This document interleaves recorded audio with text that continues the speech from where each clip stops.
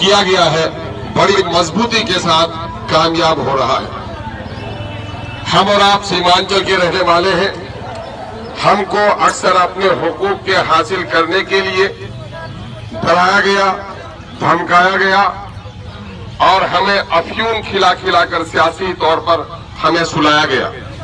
हम मुबारकबाद देना चाहते हैं किसानों के मुद्दे की लड़ाई लड़ने वाले पंजाब और हरियाणा के किसानों को कि जिन्होंने इस जालिम सरकार के काले कानून के खिलाफ सबसे पहली आवाज उठाई और देश भर के किसानों के हित के लिए उसने हुकूमत को ललकारने का काम किया है। आपको और हमको मालूम है ये देश किसानों का देश है। यहाँ पर 85% लोग गांव में रहते हैं और गांधी जी ने कहा था कि भारत की आत्मा गांव में बसती। बाबरी मस्जिद तोड़ी गई थी और इन बेईमानों ने बाबरी मस्जिद को तोड़ने के लिए उसी दिन का इंतखाब किया था जिस दिन दलितों का और देश के अकलियतों को हुकूक दिलाने वाले लीडर भीमराव अंबेडकर का देहांत हुआ था। आपको मालूम है कि भीमराव अंबेडकर ने उस वक्त ही कहा था कि इस देश की तरक्की सिर्फ इंडस्ट्रीज से नहीं होगी। भारत की तरक्की जब तक कृषि की, जब तक खेती की, जब तक किसानों की तरक्की नहीं हो सकती है, भारत की तरक्की नहीं हो सकती। आज 70-72 सालों में इन सरकारों ने, दिल्ली, पटना और मुख्तलिफ राज्य के सरकारों ने व्यवसाय को बढ़ाने के लिए, कारोबार को परवान चढ़ाने के लिए, इंडस्ट्री और कल कारखाना लगवाने के लिए बहुत सारी नीतियां बनाई। 90% तक बल्कि 100% तक कारोबारियों को सब्सिडी देने का काम किया और वो खून पसीने की कमाई। अभी जो मौलाना गुलाम रब्बानी साहब ने कहा, कह रहे साहब टाटा वाले तुम लोहा बनाते हो, हम न खरीदेंगे तुम्हारा लोहा, हम अपनी पास की झोपड़ी बनाकर रह जाएंगे, हमें तुम्हारी जरूरत नहीं है। तुम अगर बाटा के जूते बनाते हो, हम तुम्हारे जूते नहीं, हम खड़ावन पहनकर आज भी जिंदगी गुजार सकते हैं। लेकिन देश के आखिरी पंक्ति में बैठने वाला कोई भिखारी हो या देश की सबसे ऊपर की कुर्सी में बैठने वाला राष्ट्रपति हो, जब तक किसान का अन्न उसके मुंह में नहीं जाएगा वो जिंदा नहीं रह सकता है। हम बढ़ते हैं, हम सड़ते हैं, कीचड़ में हम सड़ते हैं, धूप में हम जलते हैं, चेहरा हमारा काला हो जाता है, हमारी बेटियां जवानी से पहले बूढ़ी हो जाती है। किसान के घरों में बेटी कभी सुहागन नहीं बन पाती है, नौकरानी बनकर रह जाती है और जिन जालिमों के लिए हम अनाज पैदा करते हैं, आज हमारी बूढ़ी माँ तड़प कर मरती है, उनको दवाई भी नहीं मिल पाती। इन जालिमों ने जो हमारे साथ जुल्म किया है वो काले कानून के जरिए से जुल्म किया है। आज जो हमारा ये धरना है, कान खोलकर सुन ले, जालिम शक्तियों को हम आगाह करना चाहते हैं कि अभी अजीजी अब्दुल राज़िक कह रहे थे कि 3 काले कानून कोरोना के दिनों में बनाए, 5 जून को अध्यादेश लेके आ गए। सरकार के दरमियान एक शक्ति है नहीं, प्रेसिडेंट के पास और राज स्तर पर गवर्नर के पास कि कोई बहुत जरूरी मामला हो, कोई इमरजेंसी मामला हो, तो ऐसे वक्त में अध्यादेश ऑर्डिनेंस जारी करके कोई कानून बनाया जा सकता है जो अगले सदन में उसकी स्वीकृति दी जा सकती है। कोरोना में पूरा देश, कारखाने बंद हो गए, लोगों की रोजी रोजगार बंद हो गए। बिहार की हुकूमत ने डंडा लेकर सरहदों पर पहरेदारी कर दी। जानवरों की तरह नहीं बल्कि जानवरों से बदतर कमरों में बंद हमारे मजदूरों को रखा गया और दिल्ली और पंजाब से पैदल चलकर कोई दरभंगा और कोई चौकी हाथ पहुंचने का काम किया। ये जुल्म किया। सरकार को आवाम की परेशानी से कोई सरोकार नहीं। धन्ना सेठों को, टाटा अंबानी जैसे लोगों को, कॉर्पोरेट वर्ल्ड के लोगों को, जो बड़े बड़े लोग हैं, ईस्ट इंडिया कंपनी की तरह बड़े लोग हैं, ऐसे लोगों को फायदा पहुंचाने के लिए किसानों के खिलाफ 3 काले कानून लाए गए। हम लोगों के यहाँ मसला ये है कि हम दुनिया को देखकर समझते नहीं है। हमने बेटा जन्म ही दिया है। जमीन की बात कहता हूँ, हमारे 20-25 साल नौजवान शायद इनको मालूम नहीं हो, लेकिन जिनकी उम्र 40-50 साल की है, हमारे पूरे जो 60 साल के हैं, आप गवाही देंगे कि नहीं देंगे कि इसी सड़क पर जब हमारी बस चलती थी, जेके सिंह की चलती थी, खान की गाड़ी चलती थी, पंजाब का वो पंजाबी, लंबा सा पंजाबी, लंबा कुर्ता ओढ़े हुए, पगड़ी बांधे हुए, हमारे लोगों के पाँव के जूतों के धूल को साफ करता था। मालूम है खलासी कौन होता था? पंजाबी होता था। कंडक्टर कौन होता था? पंजाबी होता था। ड्राइवर कौन होता था? पंजाबी होता था।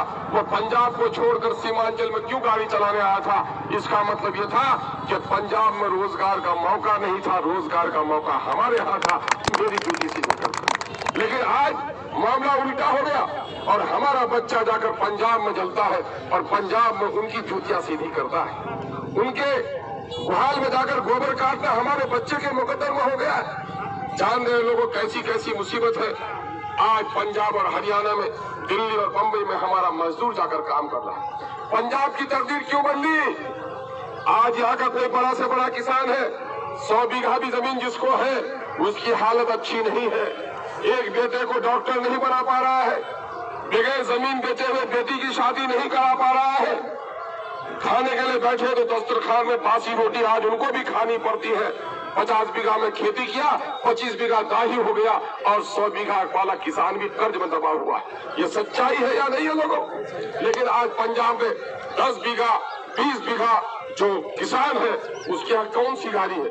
वो गाड़ी है जिस गाड़ी पर प्रधानमंत्री बैठता है, वो गाड़ी है जिस गाड़ी पर राष्ट्रपति बैठता है। BMW करोड़ों जिसकी कीमत है, मर्सिडीज जो कीमती गाड़ियां हैं, उन्हीं गाड़ियों में किसान का बेटा चलता है। और सीमांचल में हमको एक टूटी हुई गाड़ी भी मिले तो तड़प पर मरती है बस्ती तक हमारी गाड़ी की मुकद्दर अगर तब्दील हुई तो सीमांचल के लोगों हमारी भी तकदीर बदल सकती है। फैसला ये करना पड़ेगा कि उसने अपने नस्लों की तकदीर बदलने के लिए साए में बैठकर लफाजी नहीं की, शादी ब्याह में फजूल खर्ची में अपने को बर्बाद नहीं किया, बल्कि हुकूमत के गलत फैसलों के खिलाफ डंडे खाए, लाठी खाए, सड़क जाम किया, रेल की पटरियों को उगाड़ने का काम किया। तब पंजाब के लोगों को हक मिला। आज सुन रहे हो 10 रुपया 5 रुपया किसी भाई के पास पाते हो, नहीं दे तो झगड़ा कर लेते हो, गरेबान पकड़ लेते हो। मेरे भाई, आज धान की कीमत बिहार सरकार ने तय किया है 1868 रुपए। उसको कहा जाता है MSP, मिनिमम सपोर्ट प्राइस, न्यूनतम समर्थन मूल्य। यानी सरकार का ये काम है कि धान में जो लागत आती है, आज के दिन तो 1200 रुपया कुंटल लागत है जमीन में। धान के पैदा करने में 1200 रुपया कुंटल तो खर्चा है उसको। अब देखिए सरकार की ये पॉलिसी पहले इसलिए बनाई गई ताकि किसान जिंदा रहे, किसान को घाटा नहीं हो। समर्थन मूल्य का मतलब यह हुआ कि सरकार ने एक कीमत तय कर दी और ये कीमत से अगर ऊंचा बाजार हो तो किसान बेचे, अगर उससे नीचे हो तो किसान मुश्किल में पड़ जाएगा। तो ऐसे वक्त में सरकार उसको खरीदने के लिए तैयार रहती थी ताकि किसान जिंदा रहे। ये काम था। लेकिन आपको मालूम है उसके लिए एग्रीकल्चर प्रोडक्शन मार्केटिंग कमेटी थी, जिसको हम लोग आसान शब्द में बाजार समिति कहते हैं। 2006 में ही बिहार में बाजार समिति खत्म कर दी गई। आप क्या था ना, गुलाबाग में था, किशनगंज में था। उसकी पॉलिसी यही थी कि किसान मंडी में सामान लेकर आएगा, आज नहीं बिका तो उसको रखने का इंतजाम होगा, और कोई बाहर का पैकार नहीं खरीदा तो सरकार को खरीदना लाजिम होगा कि सरकार के इशारे पर किसान ने पैदा किया है और सरकार उसे खरीदेगी। ये और बात है कि हम लोग अनपढ़ होने की वजह से, बिचौलिया और दलाल होने की वजह से हमारे लोग को फायदा नहीं मिल पाया, लेकिन वो कानून था और उस कानून को 2006 में खत्म कर दिया गया। और अभी सिर्फ MSP ऐलान किया गया कि हम सपोर्ट प्राइस देंगे। हम अभी आपको जोड़कर कहते हैं कि आपकी बार, पिछले बार भी यहाँ पर मक्का की माने रिकॉर्ड पैदावार हुई। 1 बीघा जिसने लगाया उसको भी 1 एकड़ में 50-50 कुंटल हुआ, तो 2 एकड़ लगाया तो 100 कुंटल हो गया।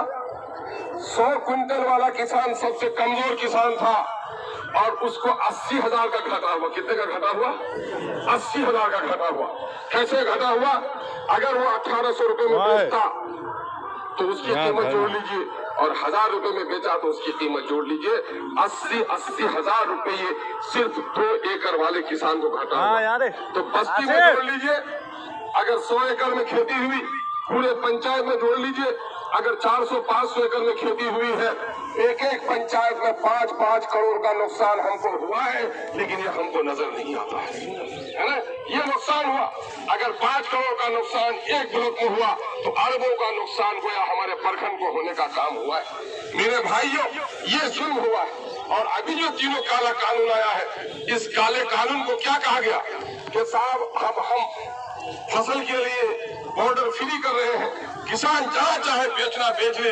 अगर उसका धान बिक रहा है किशनगंज में, पूर्णिया में, कटिहार में, अगर 1200 रुपए क्विंटल अगर वो